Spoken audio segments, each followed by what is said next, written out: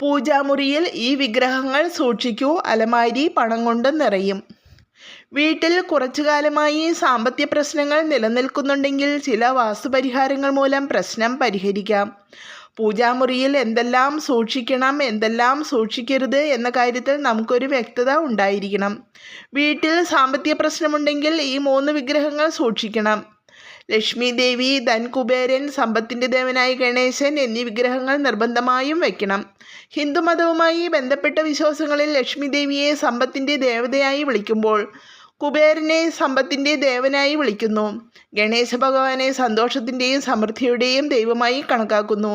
വീട്ടിൽ ഏകാക്ഷി തേങ്ങ സൂക്ഷിക്കുന്നതും ശുഭകരമാണ്. ഇത് മഞ്ഞൾ കൊണ്ടുള്ളൊരു പുണ്യനൂലിൽ പൊതിഞ്ഞ് പൂജാമുറിയിൽ സൂക്ഷിക്കണം.